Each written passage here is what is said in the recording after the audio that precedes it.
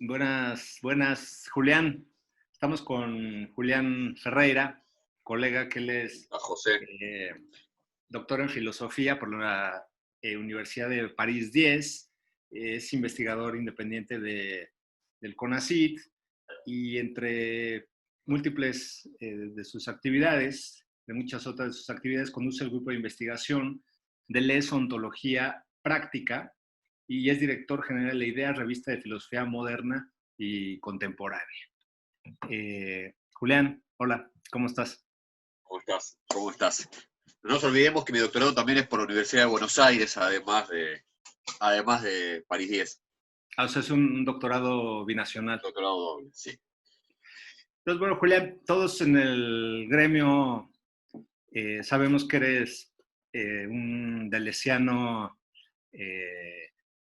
peculiar en el sentido de que, pues, manejas muchas de las ligas del pensamiento de Deleuze con la filosofía alemana, cosa que no es muy frecuente en los estudios deleuzianos, lo cual da para, pues, hacerte muchísimas preguntas. Eh, eh, Quizá la pregunta inicial podría ser, ¿cuál es la caracterización general de la perspectiva deleuziana respecto a la filosofía alemana? Bien. ¿Cómo la caracterizarías de una manera muy general? Bueno, gracias, José. Sí, en efecto, mi pensamiento es que Deleuze, más allá de una serie de expresiones que tiene en contra de la dialéctica, en contra del hegelianismo, especialmente, que aparecen en su obra, también en contra de Kant, ¿no? Cuando él dice que él escribió un libro sobre mi enemigo, refiriéndose a Kant, ese tipo de fórmulas. Mi opinión es que de un punto de vista conceptual no hay el abismo o la oposición radical que uno podría pensar. Eh, Varias pistas para esto. Podríamos decir que lo que no es una pista, sino una declaración más fuerte, es que en las clases que él da sobre cine, esto está en el volumen 2 de las ediciones que hizo Cactus en español de las clases sobre cine, Deleuze hace unos elogios gigantescos a Hegel diciendo es un filósofo genial, textualmente. Eh, y ahí hace también una caracterización de la dialéctica sumamente extraña. O sea, la primera sensación que uno tiene es de mucha sorpresa, porque lo que dice ahí Deleuze es que pensar que Hegel dice que las cosas se contradicen es una idiotez, también textuales, palabras de él, no mías. ¿Cómo alguien va a pensar que las cosas se contradicen? Es una tontería. Entonces uno dice esto, pero ¿cómo? Pues va en contra de todo lo que yo leía a Hegel, pareciera decir eso. Entonces, bueno, ahí Deleuze lo da vuelta y dice justamente como no pueden contradecirse, la fuerza de la contradicción es lo que va generando el mundo. Si se pudieran contradecir, se contradicen y listo. O sea, la fuerza de la tensión que hace una tendencia a la contradicción que nunca puede realizarse, porque A no puede ser al mismo tiempo no A, es lo que produce la génesis y desarrollo del mundo. Esa es la idea que dice Deleuze ahí, y lo cual me lleva al otro aspecto importante, que es cuando yo digo que hay una cercanía conceptual, que uno puede acercar conceptualmente, los dos autores que yo trabajé del idealismo principalmente son Hegel y Fichte, y cuando uno dice esto implica dos cosas, implica una relectura de Deleuze, de algunas fórmulas que él usa, en contra un poco de la superficie, pero también existe interpretar de otra manera el idealismo alemán. O sea, uno tiene que leer a Hegel y leer a Fichte en contra de ciertas costumbres o tradiciones, y también en momentos en contra de la letra misma de estos autores, para encontrar estas afinidades. Y creo que es un poco el sentido de la filosofía, ¿no? Cuando pensamos, lo que estamos haciendo es siempre leer autores desde nuestros problemas, desde nuestros interrogantes, y siempre están diciendo algo distinto de lo que ellos dicen explícitamente. Nunca, o sea, es la famosa fórmula de Deleuze, hacerle hijos en la espalda a los autores. Eso no es un acto si se quiere, voluntario. Siempre que leemos, lo estamos leyendo en contra. Entonces, por ejemplo, ideas como la identidad, ideas como la reconciliación de los opuestos, todas estas ideas en Hegel no son tan predominantes como la tradición nos hace pensar. Leerlo con Deleuze nos hace encontrar un Hegel mucho más rico, productivo, un filósofo de la diferencia. Por ejemplo, una cosa más, no quiero extenderme muchísimo, pero una cosa que uno ve cuando lee sobre Hegel, ¿no? La filosofía de la naturaleza de Hegel lo que hace es compilar toda la ciencia de la época para mostrar que todos los científicos dicen lo que él dice, que básicamente sería afirmación, negación, negación de la negación. Y efectivamente, uno si quiere lo puede leer así, pero uno se pone a pensar, ¿uno realmente piensa que Hegel se tomó todo ese trabajo, leyó todo eso, escribió todas esas páginas solamente para mostrar que se repite siempre lo mismo? En realidad, si uno lee con Hegel, con buena onda, se da cuenta que Hegel efectivamente tenía una fascinación por lo que leía, que le encantaban los textos que él reproducía, y que él lo que está mostrando es las infinitas diferencias que le encontraban los científicos en sus movimientos, en sus cavernas. Entonces me parece que rescatar todo ese amor por la diferencia que tenía Hegel cuando investigaba es tan bueno como mostrar, en el caso de Deleuze, que Deleuze también tenía cierto amor, no digamos por la identidad, podríamos decirlo, pero no digamos, pero digamos seguro por la determinación. Oye, Porque las Julián, cosas... pero entonces aquí estamos en el problema de ver quién le hace un hijo a quién, ¿no? Si Deleuze le hace un hijo a Hegel o Hegel le hace un hijo a Deleuze, porque en el momento en el que tenemos a un Hegel menos escolar, menos de manual, ¿no? En el que vamos a decirlo así, la síntesis de suyo ya es productiva y no se reduce a hacer un mero calco de la negatividad, pues tenemos ya ahí un contenido diferencial positivo, ¿no? Entonces, en ese sentido, pues Deleuze estaría cayendo, al final de cuentas, en la órbita hegeliana. Y sin embargo, Deleuze se resiste. Yo recuerdo que en Diferencia y Repetición, Deleuze dice que la ebriedad hegeliana es una ebriedad fingida. ¿Tú cómo caracterizarías esta tensión para poder efectivamente establecer un espacio, una diferencia eh, eh, entre Deleuze y Hegel, sin que tengamos un Deleuze, perdón, un Hegel deleuzianizado o el propio Deleuze caiga en la órbita? Sí, obviamente, hay que evitar hacer un menjunje. O sea, en mi trabajo yo siempre, metodológicamente, hago las dos cosas. Muestro cómo podemos acercarlos, pero siempre mostrando el fondo de inconmensurabilidad que hay en los pensamientos, las dos cosas. Y la atención, me gusta lo que decís vos. Digamos, primero habría que decir que cuando Deleuze dice eso, en diferencia y repetición de Hegel, justamente es donde está tratando de mostrar cómo todos la representación órgica, ¿no? Este momento de embriaguez, esa representación órgica, donde, como decía yo, pero crece y va a todos lados y llega al infinito, y que todo esto es fingido porque lo que busca es encontrar la identidad. Entonces está tratando de mostrar un Hegel para ilustrar este tipo de representación. O sea, no nos dejemos engañar porque algo sea muy, muy gigantesco, que efectivamente está alcanzando la diferencia. Yo creo que ese es el punto del ESAI.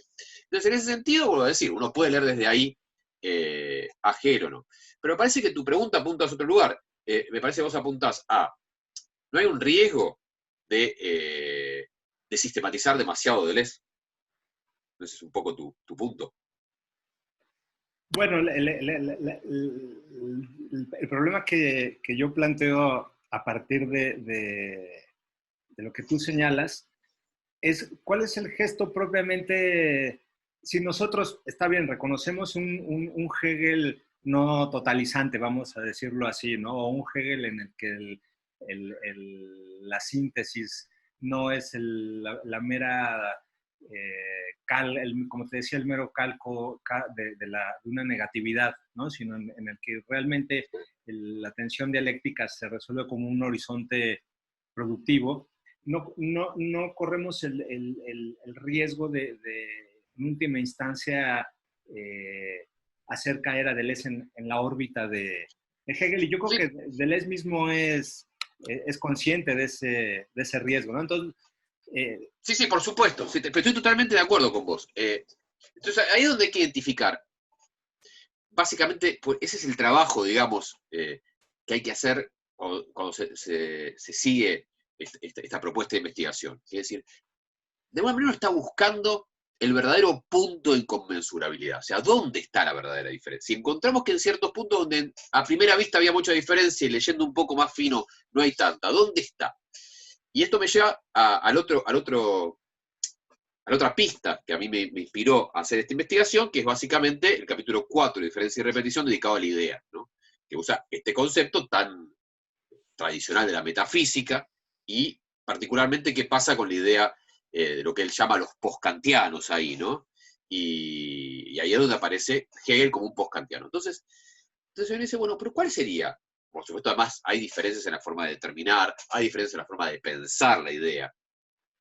Pero si pudiéramos pasar simples en esta charla, uno de los puntos donde más clara se ve la diferencia es que Hegel, más allá de todo su espíritu, yo voy a decir que en el fondo es un amante de la diferencia y no es un ser cuadrado, donde los círculos sean todos tan simples, los círculos son más complejos, sigue, los idealistas alemanes, lo mismo pasa con Fichte, tienen una ambición de la unidad. Yo creo que ese es el punto, hay una ambición de la unidad, y la idea es una. Por más que tenga riqueza interna, la idea es una. Y yo creo que ahí es donde la diferencia es gigantesca, porque en Deleuze son ideas. Siempre es plural. Va a haber una pluralidad de ideas. No se va a cerrar a que sea una, por más compleja que sea. Va a estar como, siempre abierto. como el título Entonces, de la revista que dirige. claro, la S esa es clave. Pero bueno, Entonces, digamos, es como dar vuelta a la cosa. Yo creo que hay en Deleuze y en el idealismo unidad y multiplicidad. O sea, en ninguno de ellos está cegado a ninguna cuestión. La cuestión es cuál es el prius, dónde está el cogollo del asunto. Entonces, para los idealistas siempre la búsqueda es encontrar la unidad en definitiva, una unidad rica que dé cuenta de lo que haga, pero unidad en fin, y en Deleuze siempre está la búsqueda de poner en el fundamento, con perdón de la palabra, pero por eso un fundamento desfondado, una multiplicidad. Y mostrar cómo de la multiplicidad pueden surgir las unidades que hay en el mundo. Y vos sabés que es uno de los puntos que a mí me importa muchísimo. A mí, en el debate deleuziano específicamente, me importa, porque no es lo mismo debatir fuera, no es lo mismo discutir dentro del deleuzianismo que fuera del deleuzianismo.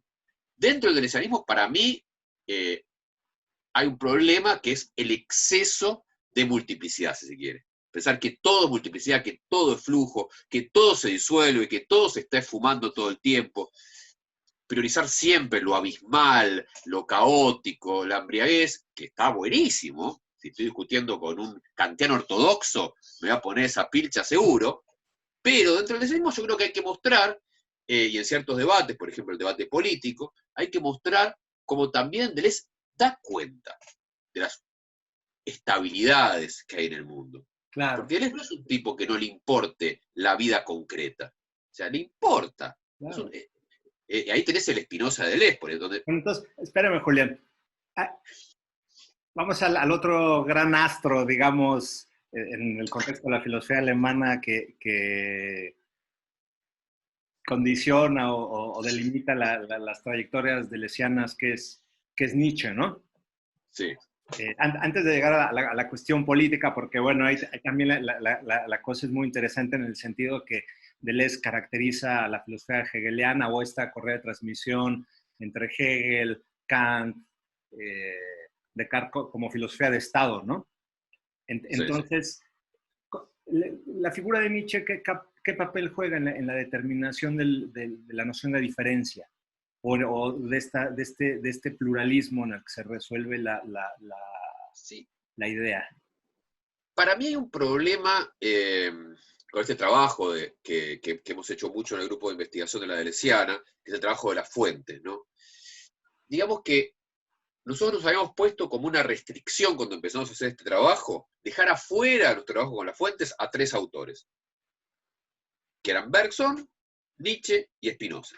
¿Por qué es esto? Bueno, principalmente porque es lo que más había cuando empezamos, ¿no? Empezás a trabajar las fuentes y encontrás que hay mucha obra sobre Deleuze y Spinoza, muchos de Deleuze y Nietzsche, muchos de Deleuze y Bersón, y eso tiende a opacar. Pero hay un problema más de fondo y que es muy complicado, que es cómo hacemos, o sea, vos lees el Nietzsche y la filosofía de Deleuze y la convicción que te genera la interpretación de Deleuze es tan fuerte que es tan difícil agarrar a Nietzsche y leer a Nietzsche después. No sé si entendés el problema. O sea, Igual con Spinoza, ya nadie más es no spinociano. lo ves Otro más, Spinoza que no sea el exactamente, de no lo Deleuze. podés ver, Sí, se te pierde. ¿De sí, dónde sí, está? sí, sí, sí, No podés leer sí, más que lo que dice Deleuze. sí, Entonces es un programa metodológico terrible. Igual, como anticipo que luego de tantos años de trabajar las fuentes, me propuse en las jornadas que vamos a hacer a fin de año de la Deleuziana y las fuentes, voy a abordar específicamente el problema de la relación de Deleuze con Nietzsche a partir de trabajo directo con Nietzsche. Creo que ese es el desafío, a ver si se puede seguir leyendo algo en Nietzsche que genere esto, que es lo que a mí, fíjate, que sería como casi el contrario. De hecho, hay una tradición de oponer a Nietzsche y Hegel dentro del pensamiento de Deleuze, que se remonta a la reseña que en 1963 hace Wahl de Nietzsche y la filosofía, uno de los maestros de Deleuze, que era François, creo que era Wahl, hace una reseña de Nietzsche y la filosofía, y justamente ahí aparece muy fuerte el Nietzsche contra Hegel, ¿no? Esta idea, Nietzsche contra Hegel en Deleuze. Entonces, justamente a mí lo que me gusta de Hegel es que hay tanta asimetría que uno puede hacer un trabajo bien interesante. Uno parte de lo que a Deleuze le encantaba, la síntesis asimétrica. Vos tenés que trabajar con la diferencia de potencial más grande que puedas para tener potencia, de caso potencia de pensamiento. Caso de lo que pasa con Nietzsche es justamente lo contrario, es tan fuerte la proximidad que uno siente. Igual, mi hipótesis es que se puede mostrar la diferencia, pero es que es muy difícil, ¿no? Son como dos imanes gigantes que están pegados y te cuesta muchísimo, muchísimo separarlo. Entonces, ¿dónde está el Nietzsche? ¿Dónde empieza Nietzsche? ¿Dónde empieza Deleuze? Para mí, en esta instancia es muy difícil de decir dónde interviene. Y otra cosa es que el antihegelianismo fuerte de Deleuze es muy, muy fuerte en Nietzsche y la filosofía. Nietzsche y la filosofía, el antihegelianismo es indiscutible, o sea, no, es imposible, no hubo manera. Yo traté de forzarlo, pero no hay manera. Está ahí, es antihegeliano. Luego, más allá, después del libro sobre Bersón, es cuando empieza a tener un poco de rescate. Evidentemente lo hicieron leer en algún curso y se acercó un poco a Hegel. Pero bueno, esa es mi opinión. Me parece que es muy complicado leer un Nietzsche directo, poder pensar las fuerzas nietzscheanas en un sentido que no sea el deleuziano, poder pensar el eterno retorno, fuera del sentido que le da Deleuze, el sentido de repetición, poder pensar la voluntad de poder de otra manera, que como el campo de fuerzas que aparece en diferencia y repetición. Yo creo que ahí yo no sabría en este momento determinar cuánto de eterno retorno está en la inspiración de la repetición, o cuánto de la repetición que él estaba pensando influyó en su lectura de eterno retorno nietzscheano, y lo mismo con la voluntad de poder y el diferencial, que si tuviera que hacer un alineamiento diría, bueno, eterno retorno, repetición, diferencia, voluntad de poder. Pero, pero ¿dónde empieza Deleuze y dónde empieza Nietzsche? Es muy complicado de definir. Bueno, quizá ahí Deleuze reconoce por ello justo que Nietzsche le hace hijos a, ¿no? Pero no sabemos, ese problema, ¿dónde es? Es Claro, complicadísimo, es complicado. claro. Yo, de hecho, desaconsejo en general en trabajos alumnos elegir Nietzsche Deleuze, porque tienden a decir lo que dice Deleuze que dice Nietzsche, y se pierde el elemento diferencial, que es fundamental. Claro. Eh, pero bueno, no sé, ahora justamente te digo, tengo mi proyecto de esta segunda mitad del año es encarar fuerte lectura directa de la obra de Nietzsche, releer, pero buscando si podemos encontrar algún tipo de tensión o algún tipo de clave para ayudarnos a meternos en la cabeza de Deleuze y no tanto para repetir lo que leemos en Deleuze. Ahora, bueno, todos estos planteamientos, tanto en relación a la lectura de Deleuze eh, sobre Hegel o sobre Nietzsche, tienen una serie de rendimientos en el terreno de la política, ¿no? Yo creo que la política hace explícitos matices, distancias, eh, eh, justo en relación a la determinación de la noción de diferencia como pues un horizonte, eso, tanto al interior de una filosofía política que busca darle consistencia a la emergencia de lo menor y lo minoritario, pero también como crítica a la modernidad, ¿no? En términos generales, ¿no? Deleuze hace de Hegel pues un botón dentro de un rosario de autores que eh, señala como filósofos de Estado, ¿no? Filósofos que vienen a legitimar una imagen del pensamiento que se resuelve, pues es como satisfacción de un ejercicio de dominación en última instancia, ¿no? Y ahí también Nietzsche es un momento interesante porque es caracterizado como un pensador intempestivo, un pensador inactual, que viene como meteorito a justamente, pues, posibilitar el pensamiento, ¿no? Eh, desde Descartes, Kant, Hegel, etcétera, etcétera, son para Habermas incluso, Heidegger, Habermas, ¿no? Ya en qué es la diferencia, son, no logran constituir un contrapensamiento que pueda dar lugar a la formación del pueblo, ¿no? Entonces, ¿tú cómo caracterizarías este desarrollo político de la lectura deleuziana de la filosofía alemana? ¿Qué momentos verías? ¿Qué matices señalarías? ¿O cómo plantearías el problema? Sí, ahí me parece que la primera cuestión que tenemos que señalar en este punto es que tenemos que distinguir el contexto de pensamiento de Deleuze del nuestro en Latinoamérica, quiero decir. No es lo mismo el Estado francés en la década del 60, la década del 70, la década del 80 del siglo pasado, de lo que puede ser el Estado, incluso en Francia ahora, pero sobre todo en la tradición de nuestros países. Creo que la figura de un Estado omnipresente, demasiado presente, demasiado marcador, demasiado que constituye subjetividades con demasiada potencia, sin dejar lugar al movimiento, me parece a mí que es un problema más francés que nuestro. Me parece que esa presencia tan fuerte del Estado, pensemos, nada, cuestiones como el mayo francés, qué significó el mayo francés como reacción a todas esas servidumbres, esas formas que ya no se aguantaban, y además contra, eh, la contrarrevolución, el disciplinamiento estatal que cae sobre el mayo francés, que fue tan terrible. Respecto a nuestros pueblos tanto más abandonados, ¿no? Tanto más abandonados por un estatalismo fuerte, un estatalismo, digamos, colonial, que viene de Europa para acá, no viene de nosotros dominando nuestras propias tierras. Entonces me parece que esa diferencia es fundamental de lectura. Después podemos discutirlo, pero de lo que pasa acá en Latinoamérica se puede discutir, esto es una lectura debatible.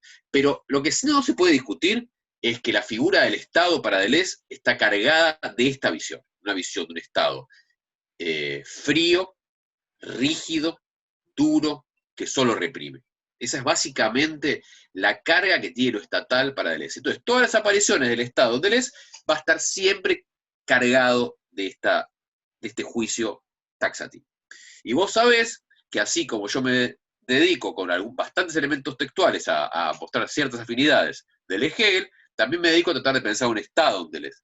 Y ahí es mucho más complicado, porque ahí no hay nada de dónde agarrarse. Me acuerdo de Valparaíso. Pero no hay de dónde agarrar, o sea, no hay de dónde agarrarse, o sea, no hay manera, porque cada vez que Deleuze habla al Estado es para decir que es una porquería. O sea, no hay manera, no hay ningún elemento. Entonces es muy Estos gracioso porque, latinoamericanos sí, que rogamos por nuestro pedacito de Estado, ¿ah? claro, exacto, ¿y cómo hacemos? Entonces, entonces, bueno, entonces, ¿qué hacemos? ¿Qué hacemos? Bueno, entonces ahí, bueno, hay que liberarse y decir, bueno, está bien, los explícitos son estos, o decir, tienen que ver con otro contexto del lugar del Estado, con otra función del Estado, y nosotros tenemos que pensar otra cosa.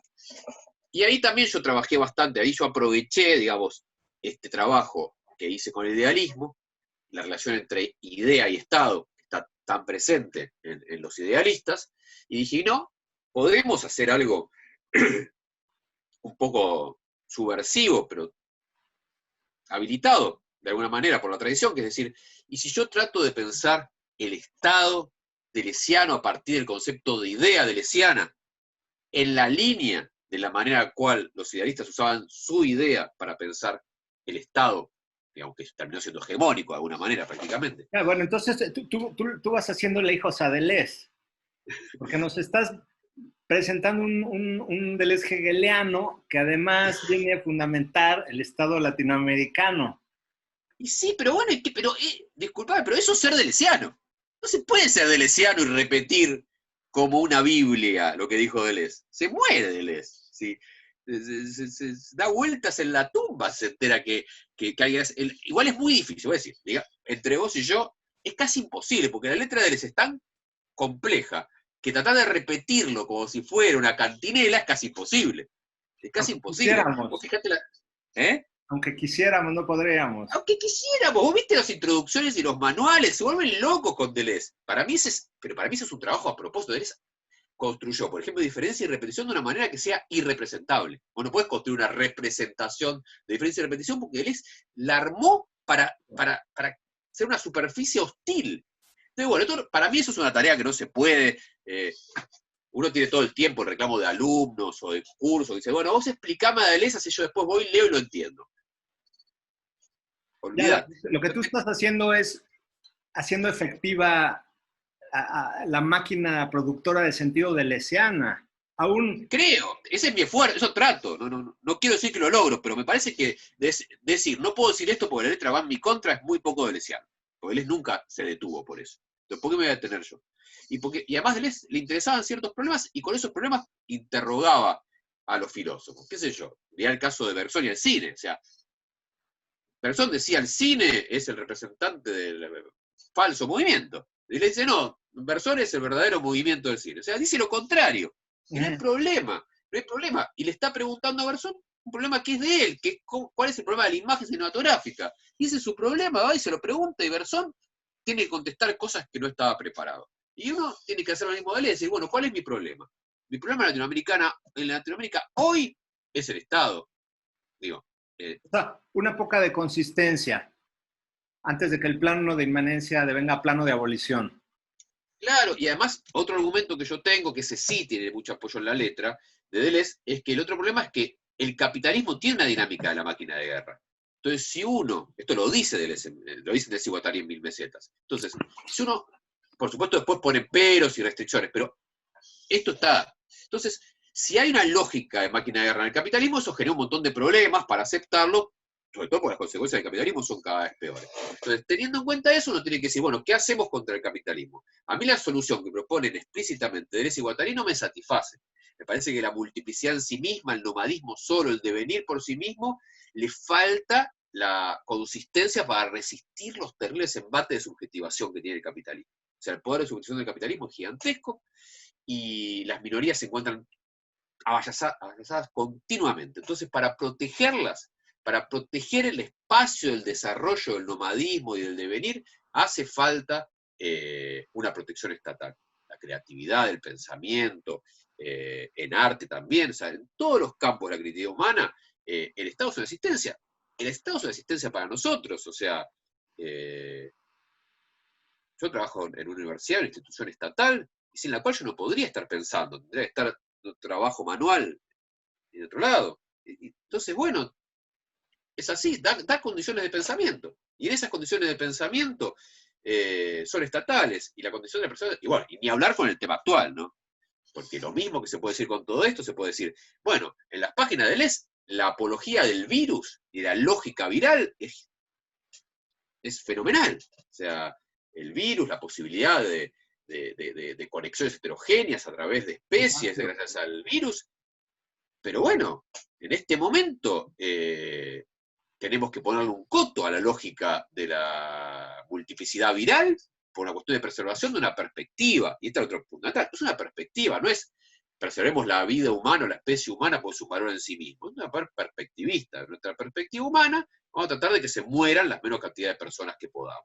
Y ahí se nota claramente la fundamental intervención de lo estatal. Entonces, bueno, y te digo una cosa más. Pero ya es donde aparece, viste que decíamos al principio, bueno, pero hay que darle deleuzianismo a Hegel, hay que darle deleuzianismo al Estado. ¿Cuál sería? Porque es la otra pregunta. ¿Y entonces qué le aporta Deleuze al Estado? Bueno, Deleuze le aporta al Estado el pensamiento de la multiplicidad.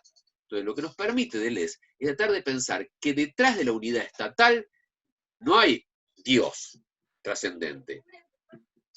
Hay multiplicidades, y esas multiplicidades son las que hay que interrogar como el fundamento de la potencia estatal. No reprimirlas, alejarse, separarse de ese aspecto múltiple que vamos a encontrar en el pueblo, sino ver cómo eso efectivamente es la sangre del Estado. Y que el Estado está armado de multiplicidades, no separado y mirado desde una torre de marfil.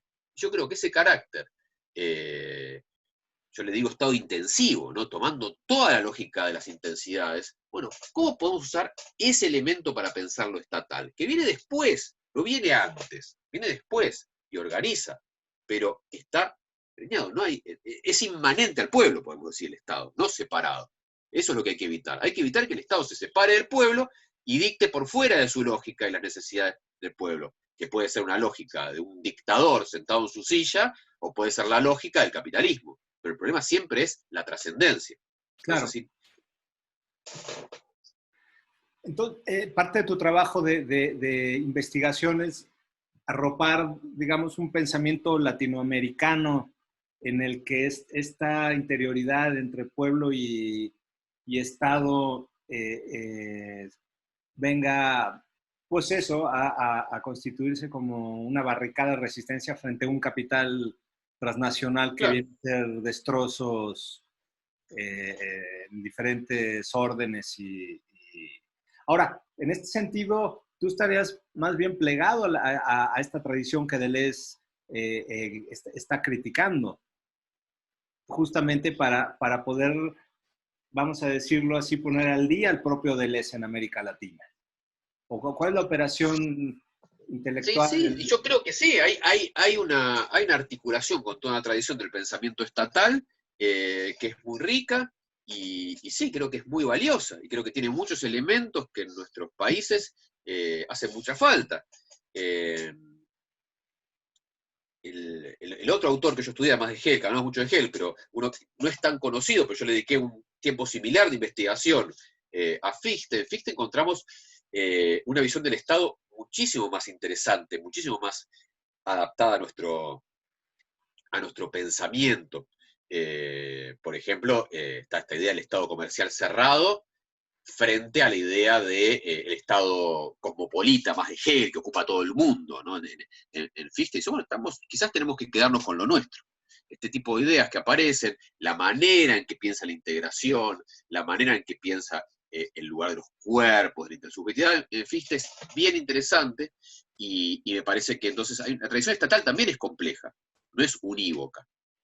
Y otra influencia muy grande que yo quiero señalar en mi pensamiento es un filósofo argentino, es, un antiguo profesor ahora fallecido de la Universidad de Buenos Aires, que es Jorge Dotti, y él era schmittiano, ¿no? Entonces ahí hay unas inconmensurabilidades gigantescas, ahí con Schmitt es mucho más complicado componer, pero me parece que en algunos puntos hay algo que hay una idea digamos, dos ideas de Dotti, una no es de Dotti, sino que es una idea, podemos decir, bastante compartida por un arco muy grande del pensamiento político progresista, que es que lo colectivo está por encima del individuo. O sea, que el ser común no se monta a partir de individualidades aisladas que después se juntan para ponerse de acuerdo, sino que hay algo común que precede a los individuos. Esta, digamos, podría ser la premisa básica de la filosofía política para mí.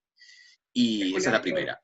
Pero en el pensamiento de Deleuze, ¿no crees que haya una especie de caución interior para conjurar la propia formación del Estado en aras de posibilitar la emergencia de figuras menores o minoritarias? Pienso en el devenir, en la figura del devenir indio, ¿no? Ya ves que en qué es la filosofía a propósito de Kant y criticando a Heidegger, les dice, no, es que el pensador deviene indio.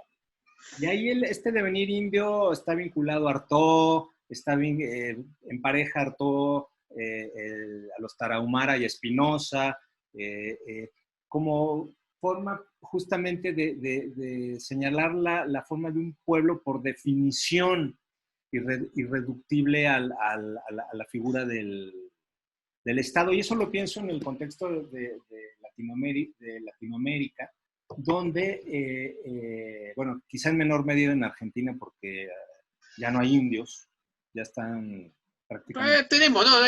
La población por ahí en el norte, existe. ¿no? Sí, en el norte, en el sur también. Claro, pero en el han resto sido de muy América, perseguidos, pero... en el resto de América Latina hay una incompatibilidad entre el Estado, independientemente de su caracterización más o menos nacionalista, más o menos sujeto al capital transnacional, y los pueblos indígenas, por diferentes causas. Y una es la caracterización desde el punto de vista de Deleuze del devenir indio como una producción deseante liberada de la captura o de la codificación capitalista, en el sentido de que el cuerpo del devenir indio se articula en una circularidad entre consciente e inconsciente, que es fundamental en la producción de sentido y que escapa no solo a la axiomática capitalista, sino también a la rostridad cristiana. Claro, pero el tema es que el Estado, es que pensar que ese es el, ¿cómo decir? Que es el blanco de intervención del Estado, me parece que es el error. Y ese justamente iba al segundo aspecto de Dotti que yo te quería señalar, que es que lo que él plantea es que en lugar de reprimir a las multiplicidades, al pluralismo, dice Dotti, lo que hace el Estado es el marco donde eso puede ocurrir. Entonces, el caso del problema indígena me parece que es muy claro. Si viene el capital europeo, el multimillonario X, y se compra la zona donde está la reserva indígena, y viene con las topadoras a llevarse todo, ¿quién lo va a frenar? ¿El devenir indio o el Estado con la gendarmería que dice, no, disculpe, acá hay una población que usted no puede avanzar? Por más que yo compré, no importa. Acá el derecho de propiedad termina, el derecho a la vida, el derecho ancestral, bueno, lo que sea. ¿Se entiende a lo que voy? O sea, la única manera de frenar el avance destructor, mirá Brasil, el problema del Amazonas. O sea, si el Estado se abre, perdimos. Estamos perdidos. Entonces, creo que ese es el problema. El problema es confundir el plano de la creatividad, de la constitución de subjetividades incluso, con el plano macropolítico. O sea, yo creo que el plano macropolítico tiene que ver con eso, con garantizar las condiciones de producción de creatividad. Pensemos en fútbol. ¿En Voy a qué? hacer un ejemplo. Fútbol.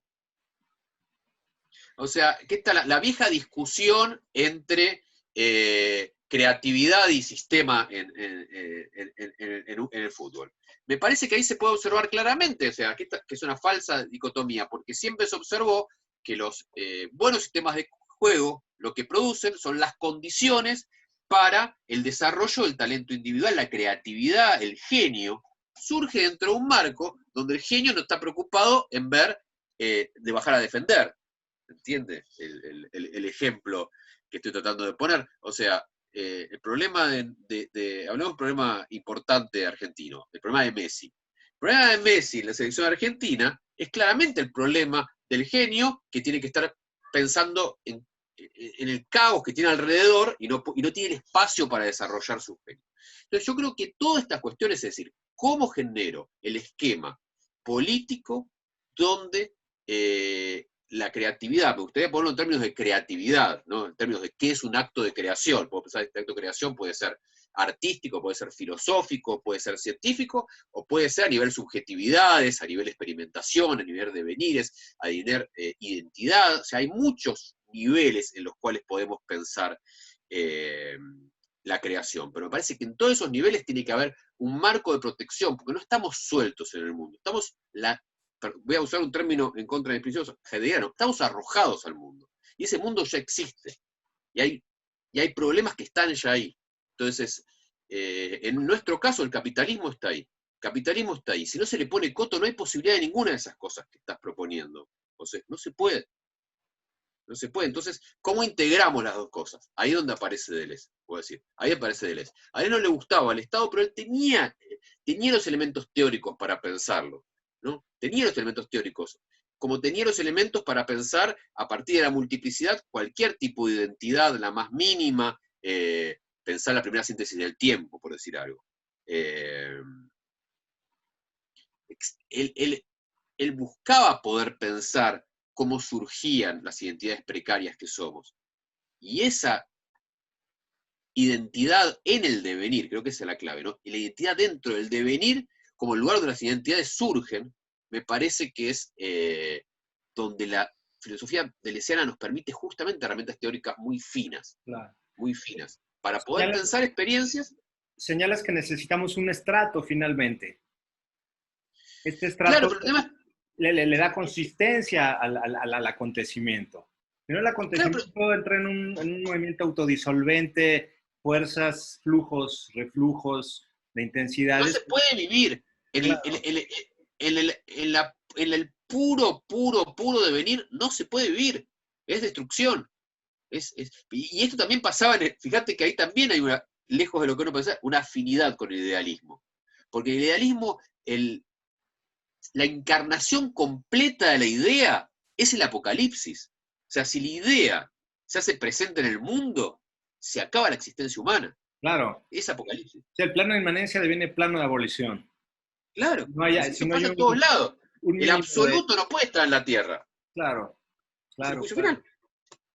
Perdón por las referencias religiosas, pero me parece que esa idea está presente. O sea, tiene que haber Y Deleuze está todo el tiempo pensando cómo coexisten los estratos, la desestratificación, la línea de fuga. O sea, hay una coexistencia en nuestra vida. Entonces, nosotros tenemos que poder pensar las dos cosas al mismo tiempo, cómo se empalman y cómo se articulan. Y voy a decir, me parece que al Estado le suele faltar eso. Le suele faltar contacto con eso. O sea, eso que vos dijiste, en el punto donde es más difícil pensarlo, en la experiencia, el devenir, en el devenir indio, bueno, ahí es donde más hace falta Deleuze, porque solo Deleuze nos puede mostrar cómo eso se puede pensar, ¿no? Porque si no está la filosofía de lo inefable. Bueno, está el pensamiento y lo que no puede ser pensado, y bueno, y eso está fuera de nuestros límites, ¿no? De lo que no se puede hablar, mejor callar.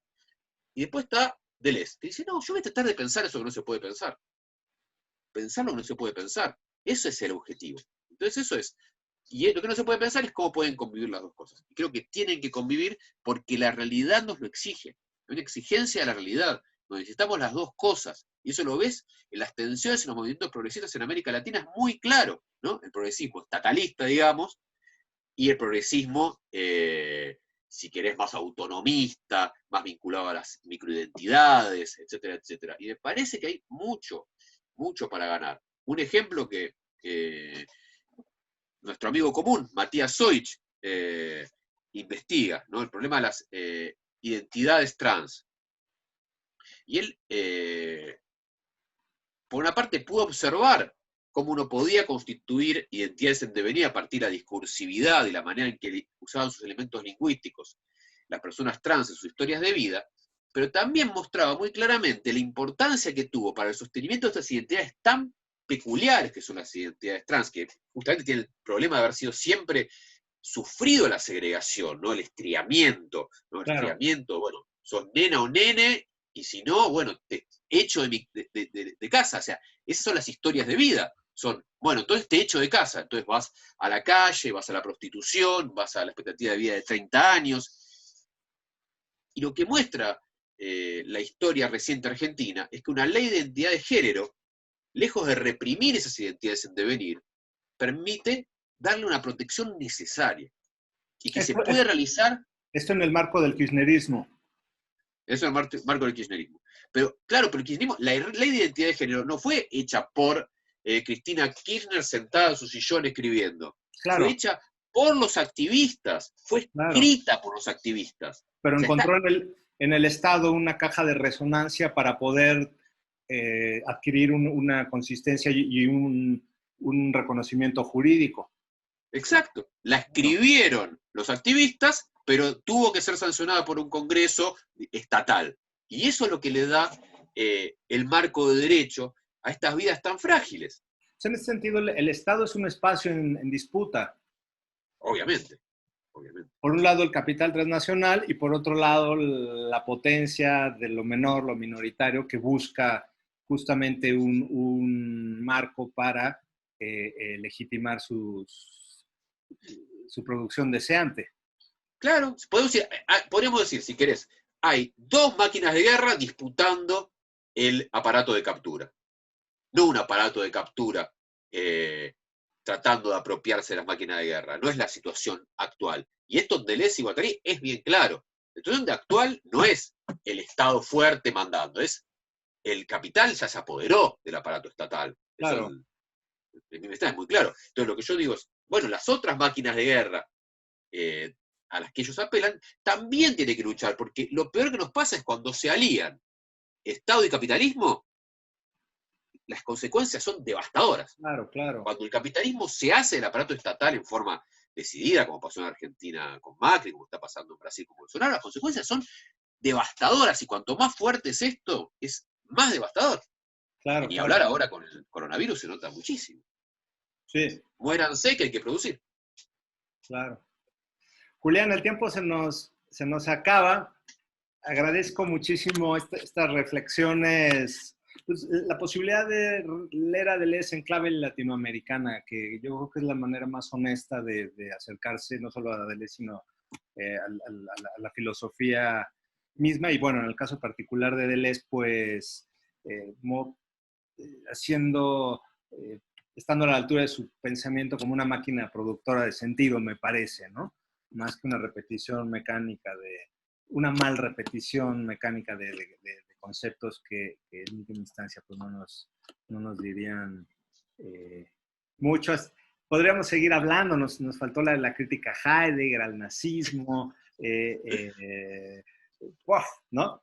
Justamente Tenemos como mucho. clave interpretativa de este Estado sujeto a la maquinaria productiva capitalista. Y eso en el desdoblamiento de sociedades de control, sociedades disciplinares, es mucho. Tal vez podremos pensar otra, Sí, obviamente, podemos pensar, hay mucho para charlar sobre las sociedades de control. En todos estos temas, mi posición siempre es la misma. No hay axiología en Deleuze. Estamos más allá del bien y del mal. Entonces, no se puede poner en nada el mal y en nada el bien. O sea, ni claro, las máquinas de guerra son buenas en sí mismas, ni los aparatos de captura completo son malos mal, en sí mismos. claro. Sí, es una cuestión de niveles, ¿no? Es una cuestión de cómo funcionan los conceptos, en qué nivel de un horizonte intensivo, ¿no? Hay que hacer un diagnóstico muy localizado para poder definir si algo es bueno o malo. Claro, claro, claro. Y bueno, pero aún no acabamos con la lectura de Lesiana de la filosofía alemana. Nos faltó Kant, nos faltó Heidegger, nos faltó Habermas, la crítica a la teoría de la acción comunicativa, etcétera, etcétera. Entonces, bueno, quedamos formalmente de agendar otra fecha para Me continuar con esta. encantaría seguir charlando con vos. Estuvo buenísima la charla, José. La verdad que salió bien picada. Bueno, gracias, Julián, y nos vemos pronto. Bueno, saludos a todos los amigos en México, desde aquí, desde la cuarentena en Argentina. Chao, chao. Adiós.